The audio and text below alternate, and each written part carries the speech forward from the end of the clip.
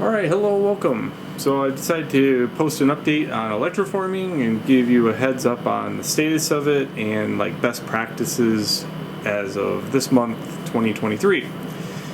So where have I been electroforming? I have been electroforming. I've been electroforming a lot of things. So I have a business partner slash person that we are just in the same hobby space. We are compatible when it comes down to just about everything, and we've been at it electroforming together for the past, I would say, ever since January. Very cool, right? So now we're working together to electroform, and that means we have two sets of production that we have to get out all the time. One, I have my consignments and shows, and she has her shows. And we've been running these 4 tanks like beyond belief for that amount of time. And let me tell you, I have learned quite a many things by producing like 120 pieces every 2 weeks. It's a lot. And I've switched over to things, and I'm going to run you through those today and just give you a heads up on things that you might be able to do in your production to speed things along for electroforming. Okay. It's going to be kind of boring. I mean, you see my hands and you see these tanks and I'm talking, but I'll take you on a tour eventually too.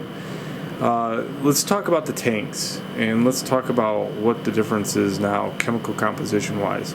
So again, I have a school that basically teaches you everything that you need to know about mixing the liquid for electroforming and setting up a lab as a small lab.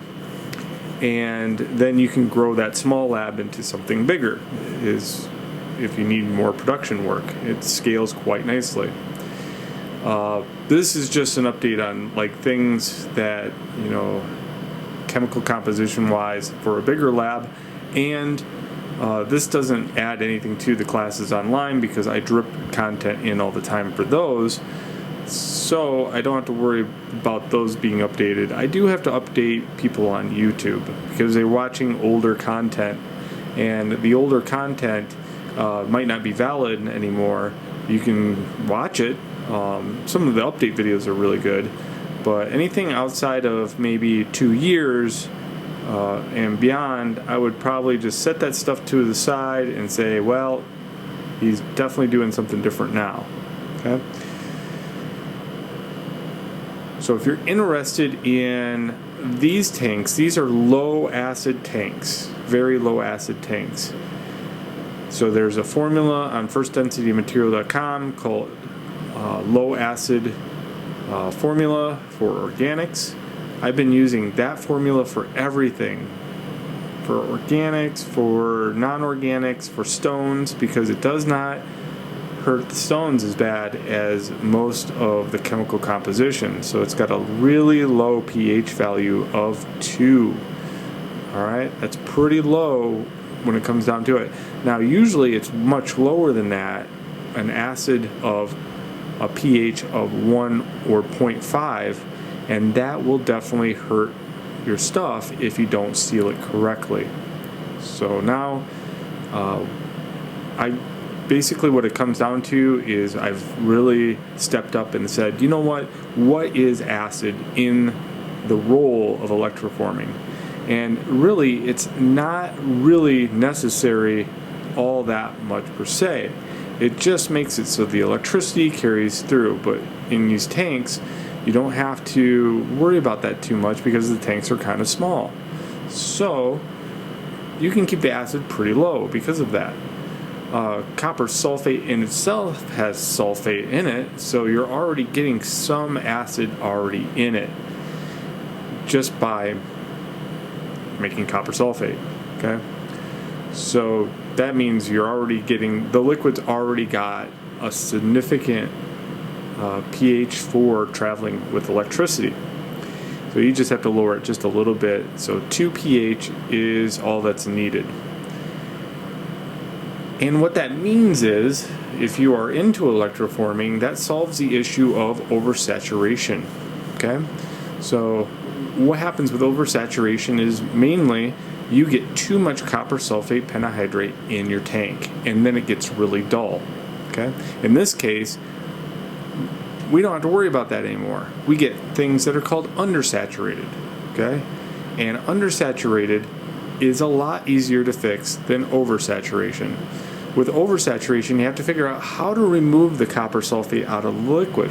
You just have to dummy it out, or add water, or a little bit of taking the liquid out and adding water, but it's really difficult to gauge. With undersaturated tanks, all you have to worry about is letting them dehydrate, letting it recharge, and then repeat.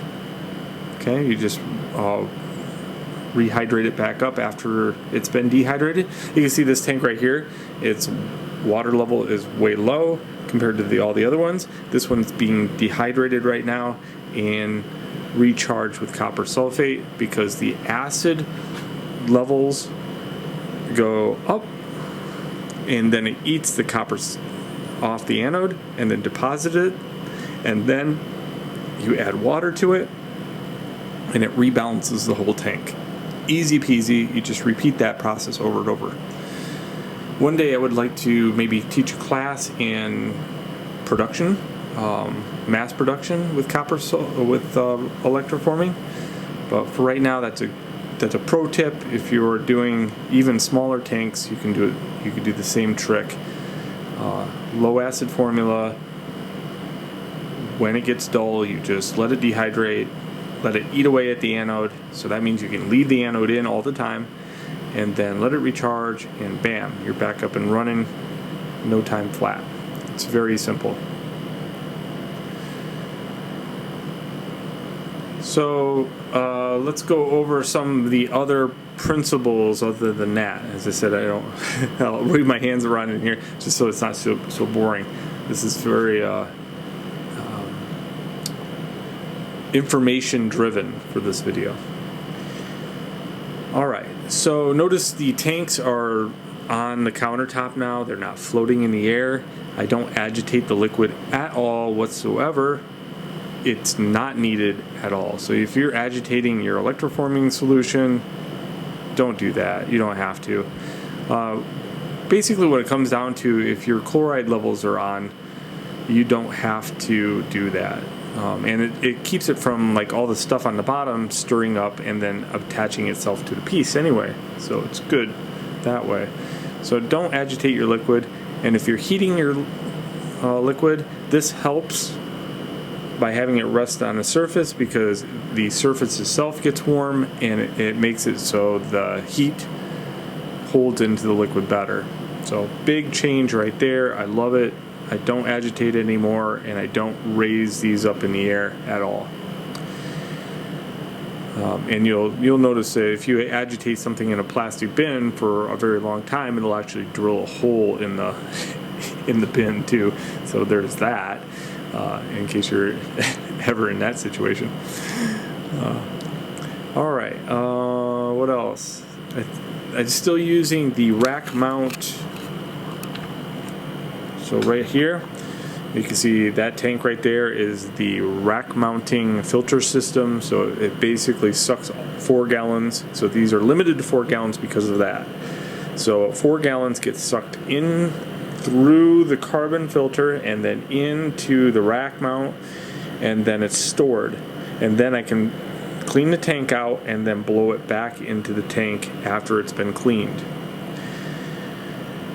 So here's an update carbon filter wise for those individuals that do carbon filtering. Carbon filtering doesn't strip very much out of your liquid other than polyethylene glycol, which is needed for the process of smoothing, and your brightener. So in this case, minus Rio Grande. Okay, those two are pretty much what you would use inside the United States.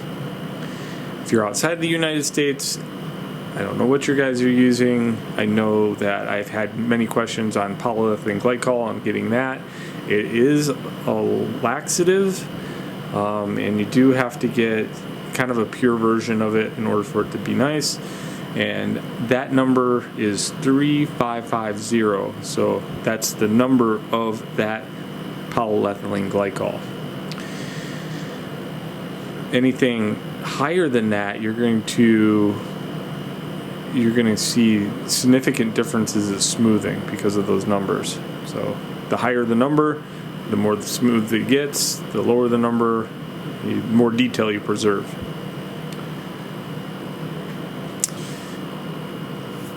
So when you put the liquid back, that's the only two things you have to kind of add to the system.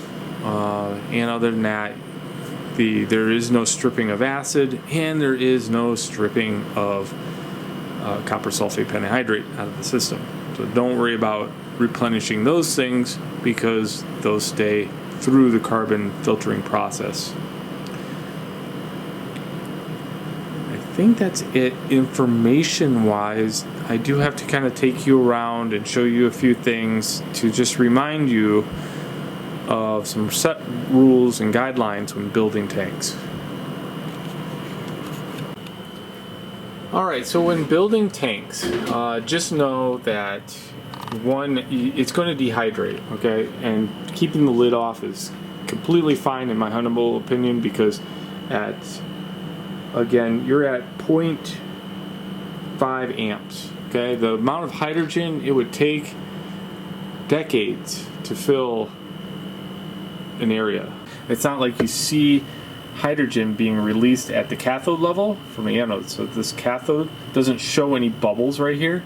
So that hydrogen gas is being dissipated at such minute levels that you'll never fill an area.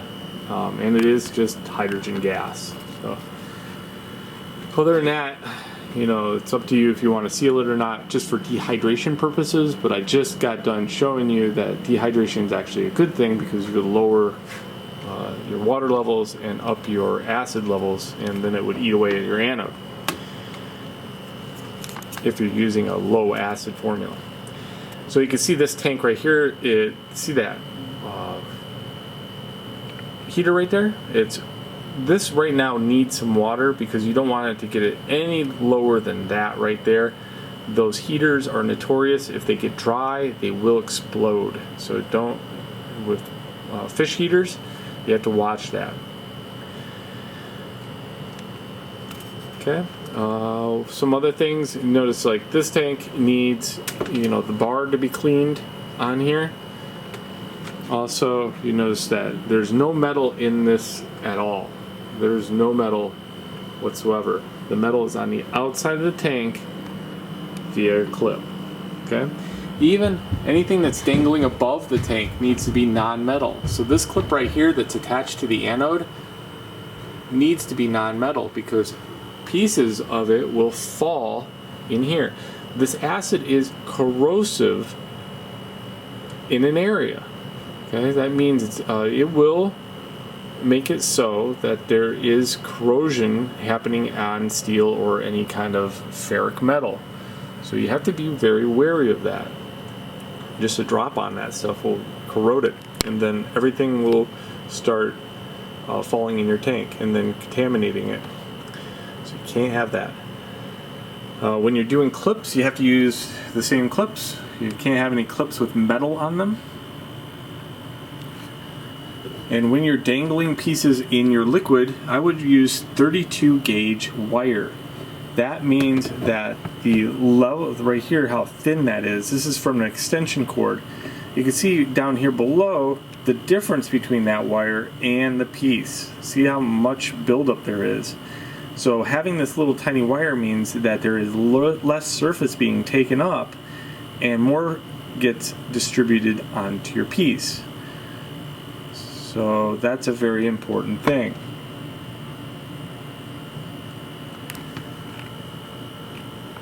Alright, let's look at and diagnose a couple things. Let's say I don't know if the chloride level in this tank is on or not. Okay, all I do is have to pull out my anode and investigate this dark scum. Okay, this dark scum is something that you want, and you're using phosphorized copper. That's important. So water pipe is what you need. If you see this black scum, don't remove the black scum. That means your level of chloride is good. And if it's not there, you need hydrochloric acid, 33%, and 1 drop in 4 gallons will work. 1 drop in 1 gallon will work, but just watch how much you add, because if you don't get it right, you'll lock your anode, which means it will not work. Your liquid will turn green and bad things happen. So in this piece, you can see that this needs to go down. The gravity's not working, but again, I'll check this. Yes, chloride's good. And this tank over here, let's see if this one, okay, so this one right here, you can see that the one face facing the actual direction, it doesn't have any black scum, but it's there. This could mean that it's getting kind of low if it's not wiped off by the anode bag. So just keep looking at that. You don't need a whole lot of chloride. Never put salt in your tank. I see that all the time on Facebook. Whoever released that idea it's sodium will lock your anode. Don't put salt in your tank. That's not a way to get chloride. Don't do it, okay? Stick with hydrochloric acid. That's the way to get chloride. It's the cleanest way to get it. Alright, I'm using 1 micron anode bags now, not 5 micron, and that works out really well for this formula. You will get some stuff in the tank below. It will fall out of this. It's not very much, but because you're not agitating the tank anymore, you don't have to worry about that part. So now you got the speed of the 1 micron, you got the speed of the formula, and everything else. So you're going to be depositing large amounts of copper on the surface very quickly. Alright, let's talk about this tank. This is my white metal tank. It is basically anything that I want to just ridiculously do that's not something that you should do. So I was, like putting copper on steel with this tank. So you can see, because of that, I have this green. This is an iron problem, okay? Also, because of that clip right there, I also have an iron problem. So this tank I really don't care about whatsoever. I've kind of let it go, but it still works. But anything that I want to run very suspect stuff, I will use this tank, along with the fire starter Tech Power unit. Don't buy these, by the way. If you want something that's really good, get these power supplies. They are very reliable, and there's a video on YouTube showing you how to hook all of this up correctly. Let's talk about lab. This is what you're going to occur. No matter how clean you are, it's going to happen. This right here. So this is an HDPE countertop. You can see that the crystals can't stick to it, and because of that, it's easy to clean off. You should never electroform on a wood surface, okay? Never in a carpeted area, okay? That's very important. Or someplace that you're gonna have like pets trampling around. Just stay away from areas that are living areas when you're doing this stuff. Okay, keep your lab separate from your plate. You should not have this in your bathroom or your kitchen or anything like that, because you're going to get this stuff right here, and this is the stuff that you don't want in your food, and you don't want it in your lungs, definitely. Okay, so that's in my class. In my class, I walk you through all the things you shouldn't be doing with the lab setup and how to set it up correctly. Like, for example, these are double walled for a reason. Okay, so let's take a look at things that you can do in your lab now. Let's say you have a workshop along with your electroforming. What is some things that you should think about? And I'll go over like one of the biggest ones right now. So right here we have my area where I scan stuff like organics. Okay, I don't use organics in my tank anymore. The nitrates do leak out eventually. And let's say you have a cockroach covered with copper.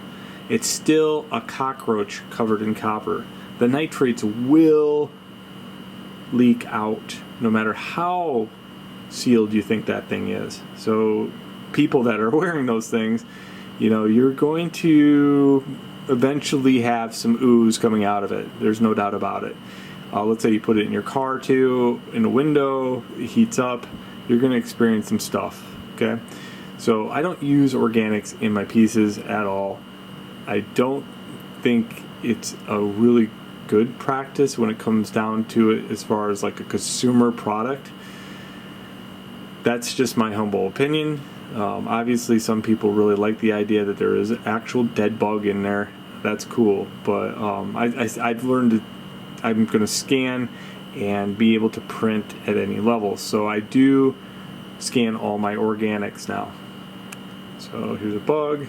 Just had to take them apart and then scan them using photogrammetry. I do sell the models too, and I do offer a commercial license for it, so you can just download it and replicate it as many times as you want. 3D printing is very inexpensive right now and super good to get into if you're into electroforming. Alright, sweet. So you don't have to worry about scanning it, but that's what I do with organics. I don't use any kind of bones or anything like that anymore. I'll scan the bones and make a whole bunch of copies of the bones, but I do use deer antlers a lot. I will still kind of use those, but I won't seal the whole thing. I'll seal just the top part, and that turns out rather well. So if you get into the 3D printing side of things, keep a good lab with chemical-free tops. This liquid does get everywhere. I wouldn't say this is a really good hobby either for your kitchen or your bathroom. It should be separated from other things. What happens is you get it printed, and then you have to dip it in isopropyl alcohol. And this unit right here is the Elgu series. You'll need it, but it will break on you. I have two of them. They're both broke. And what you do is you take a fish aquarium bubbler and you just put it in the tank. Okay. There used to be a magnetic stirrer at the bottom, but both units, Elgu series, will die very quickly. The isopropyl alcohol mixed with the resin, it will get into the bearing of it or the area where it's spinning. It's not an actual free-formed thing at below, and it will cause a lot of friction inside the motor, and then the motor burns out, just like that. There's another thing that happens. It needs to be tightened every other day on some models, and that again is a failure. So this doesn't fail. There's no mechanical things other than air, and the air never plugs up. So it's good to go. If you got this unit, replace it right away with air. And then you got the curing station, so once it's out of here, it's going to drip all over the place and then get into here unless you're really careful, and you got to wear glasses and gloves throughout the whole process. If you get some of this stuff on you, it does itch quite badly, and then you have to neutralize it with rubbing alcohol. Was that a lot? I feel that was a lot. So the Elgu Saturn is good. This is the $300 printer. Awesome. The details there. They have an 8K version for $500. Super worth it, to be honest with you. I got an 8K at work, and I'm going to upgrade here soon.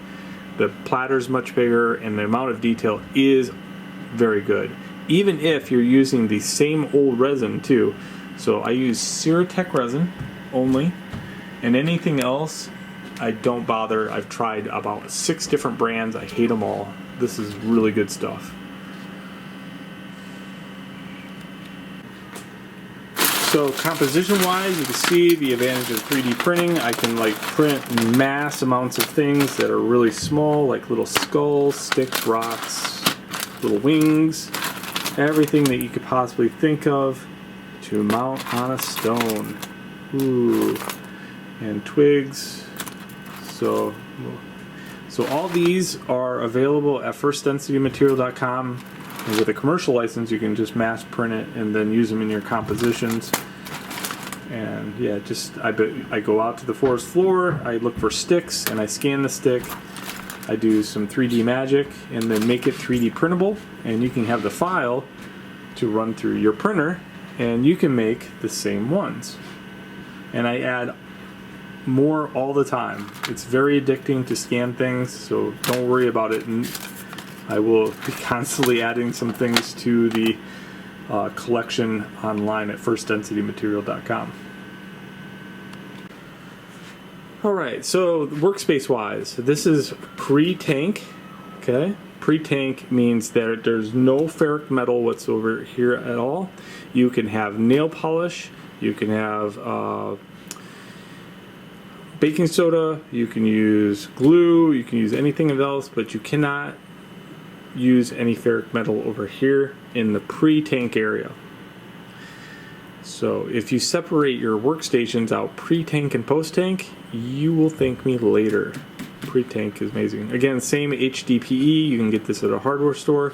Nothing sticks to it. Super glue doesn't stick to it very well. You can just kind of peel it off and you're good to go. So I've been using that counter for my pre-composition area. Post-composition area. So in post-composition, you can have ferric metal over here. You can use steel wool. You can use these little Dremel bits. You can have everything you want over here. It doesn't really matter at all. There's no hold barred, because at that point, it's already out of the tank, and you're just polishing it, or you're making it, you're grinding down the little things on it. So I would recommend a Fordham for that. Get rid of your Dremel, get a Fordham. Fordham SR is amazing. And yeah, it's got the torque, and you can get the chuck bit, which is equally amazing because you could chuck just about anything up to it. So, post-tank area. Polishing area. The only thing bad about this polishing area, it is really close to the pre-tank area. Okay, so just know that this should be moved down quite a bit, but I don't have any room here in the lab. I think about moving it over somewhere else, but for right now, it doesn't really affect too bad. You just got to watch, you know, the dust and stuff that's coming off of there, and the fact that it's got rouge that's coming off of it in very small particles. That can get in your tank too. So just know that I haven't had any problem, but I have put this black tub around it, and that does help. So if you do get a polisher, these are from Harbor Freight. Amazing. The thing is a workhorse. I've had it for 5 or 6 years, and I ran it dead just about, but it still keeps going. Harbor Freight, $60-ish for that. Alright, the last thing I want to introduce is this guy. He is a workhorse too. I use him all the time. So this is a wire stripper, and the wire stripper will strip like extension cord. Okay, so you can buy extension cord and you can get the 32 gauge copper out of it. Or you can use 10 gauge wire, and then you can make bales with that. Workhorse, love it.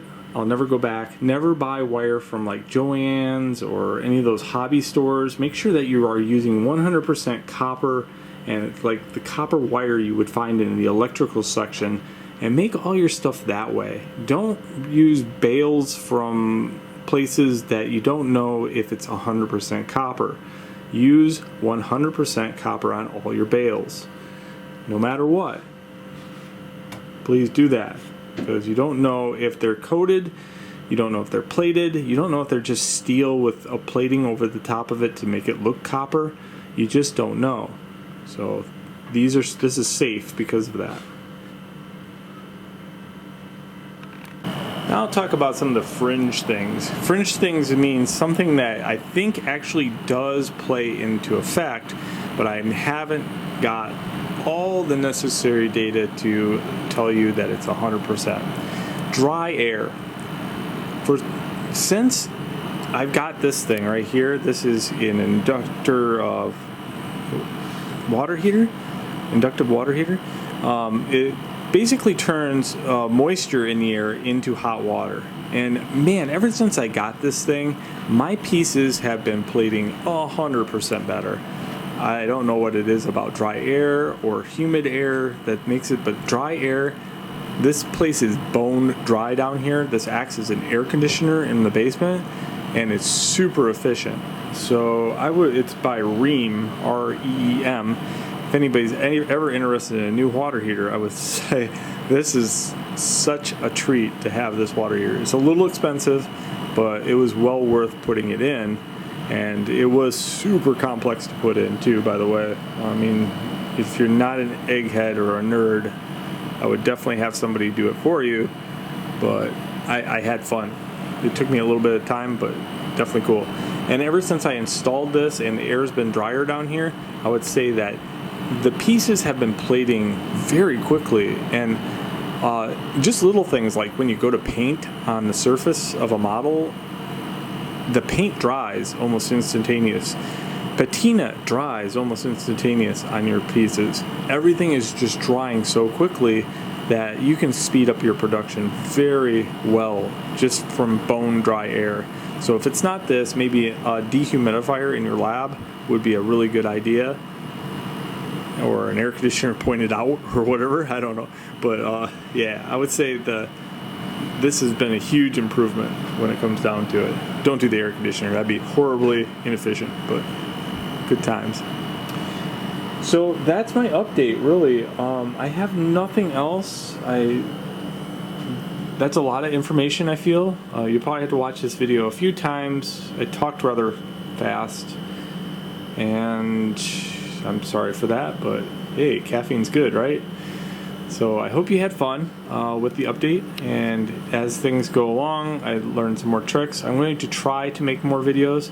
I am a single parent with 3 kids, so I am in charge of all 3 of them and watching a 3-year-old in most cases. So what I have to do is run downstairs, get what I need done, run back upstairs, make sure the little one doesn't die on something. That's my life right now.